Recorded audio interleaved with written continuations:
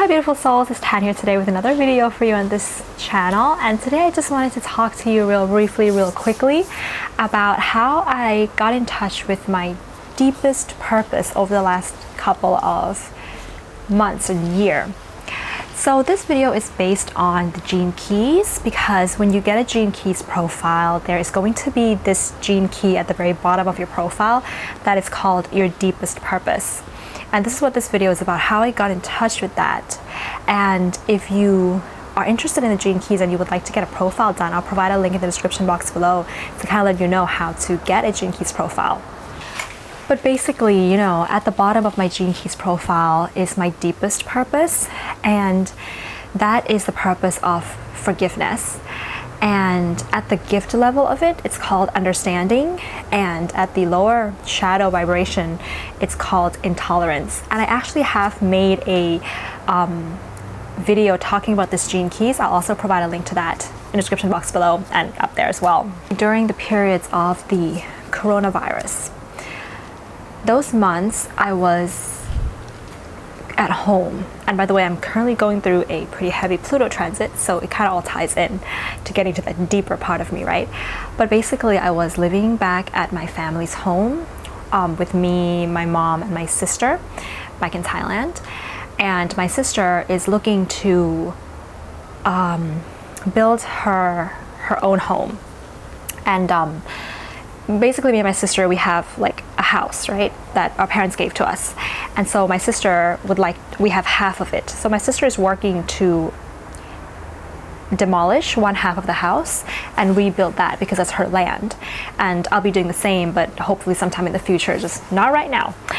But yes, so she's doing that, which means that I'm living in a part of the house right next to a construction site. So it was last couple of months super noisy. And as you guys know, I make astrology YouTube videos, and I also do birth chart readings, which requires me to work at home and just kind of being in a more private, quiet space. And so I couldn't do that, and therefore I worked at my friend's office for a couple of months.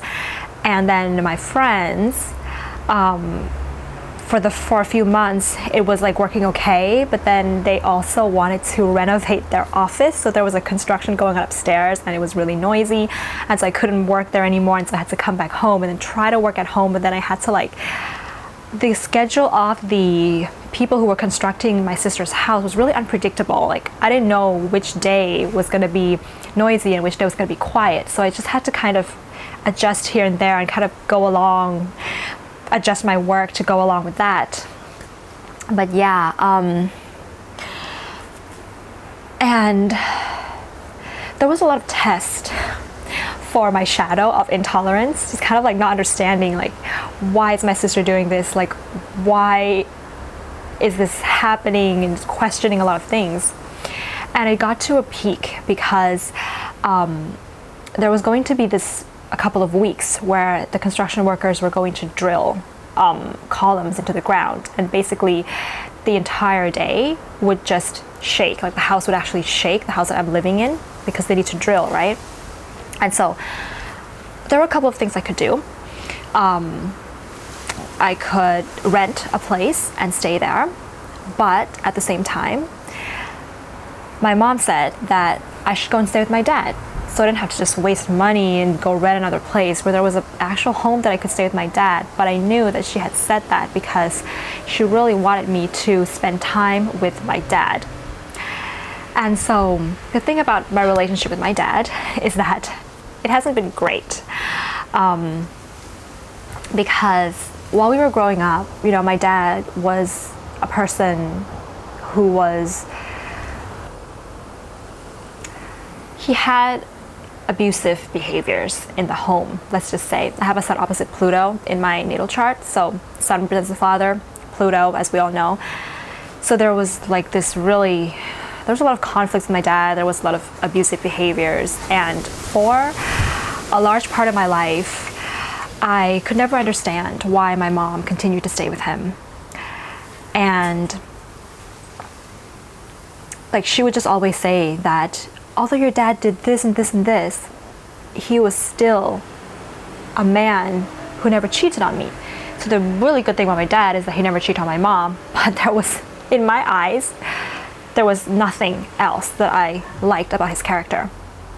And so, yes, there's a lot of intolerance. There's a lot of not understanding him. When he was 60 years old, that was 5 years ago. 5 years ago, he retired from his job and he went to live in kind of like the countryside in Thailand. He built a home there to live, a retirement home. And he began to start farming, start having his own fields, start having his own like garden, which is something that he's always wanted to do in his life, but he couldn't because he was always working. So after his retirement, he was like pretty happy being alone, doing his own thing, you know, being able to garden, being able to have his own farm, and he loved that. And I could tell that he changed. You know, he wasn't the person that he was while I was growing up. He had changed tremendously over the past 5 years. And I think my mom somehow found forgiveness for him, but I didn't, because I just don't believe that he would just change or whatever. And even if I did believe it in my mind, I didn't believe it in my heart. I didn't feel it. But so back to what happened during the coronavirus. Yes, so I found, so the plan at that point was that I wouldn't be there at the house when they're drilling into the ground, because I would actually be here in the Netherlands at that time, which was around May. Yes, around May of this year. I was supposed to be in the Netherlands here to visit my boyfriend here and to be here for a couple of months. But it didn't happen because of the coronavirus, so I couldn't travel. But now I'm here. But at that point in May, I couldn't. I was going through a lot of like, just so much intolerance in my heart at that point. Why do I have to go stay with him? I want to just, you know, not do this. I would rather just rent another place to stay. But something inside of me was like, listen to your mom. She's trying to give you a message. Surrender to it. See what happens. And my boyfriend was also telling me like, I don't think that your dad is the kind of person that you think he is anymore. You know, I talked with him, I met him, and he just seems like a really nice guy. So I thought I would just listen to the voices around me and surrender to the situation and see what would happen. So I went to stay with my dad for like 2 weeks. And that was, to be honest, being alone with my dad for 2 weeks is something that I never think I would ever do in my life. Being alone with my dad for a day is just something that felt really uncomfortable for me. So, you know what I mean? Like, how could I be there alone with him for 2 weeks? Like, it's just not something that I would ever phantom in my mind that I would ever do. But I went there and I stayed with him, and he has changed. It felt to me like a bit of like a miracle. Like he's become somebody completely changed, 360 degrees. I barely even recognize who he is right now. He's not abusive. He is kind and gentle and funny and understanding. And I could talk to him about stuff, and he gives me space. He's no longer this, he used to be like really like overly protective and controlling and right, Pluto, but he's not. And I thought to myself, people can change. It is possible. I never thought about it. I never felt it, but I did. I felt it when I stayed with my dad for 2 weeks. And I remember there was a day when I was there living with him that I was crying so much because I felt so relieved. I felt so free. And I found forgiveness in my heart for everything that he's done in the past. And so I thought to myself that even if people, you know, people who come into your life and they've done some pretty horrible things to you, maybe it was even abuse, and they've left your life, and you know, if they're not in your life anymore, you'll never really know if they've changed or if they've become a different person. But you never know. And because you'll never know. There's always a chance that they could change the way my dad changed. And therefore, I realized that I needed to forgive. I needed to not just, because I could forgive my dad, that there are other people that I've had really difficult relationships with in my life who are no longer in my life, that I probably should forgive them. I probably should find that place of forgiveness, because by forgiving my dad, I felt free. If I could forgive other people too, I would feel even freer.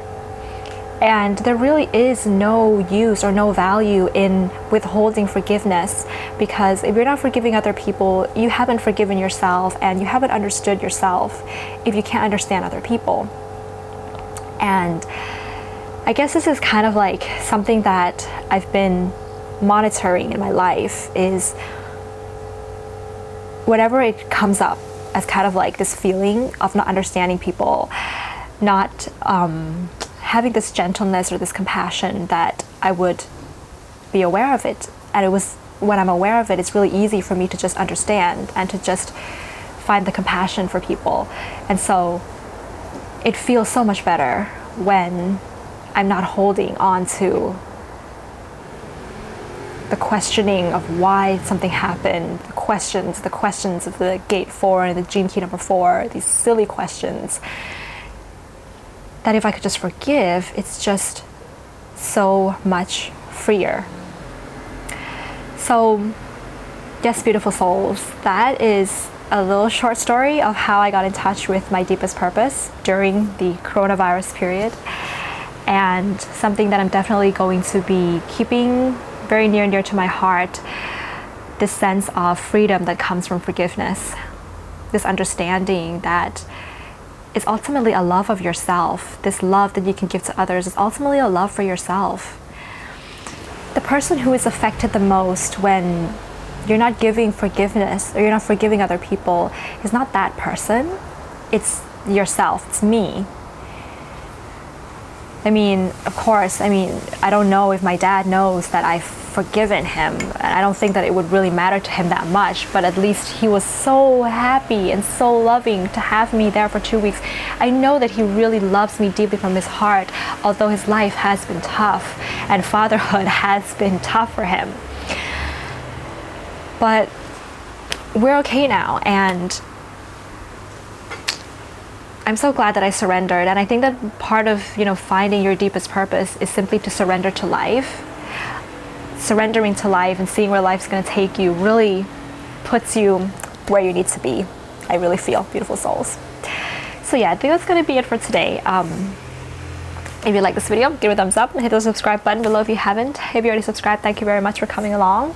And I do birth chart readings, synastry relationship readings. All the information is on my website. I currently have some new products on my website with regards to my astrology artwork and the merchandise that you can purchase if you like. So yes, sending much love, much abundance, much happiness to all you beautiful souls out there. I'll see you soon. Bye.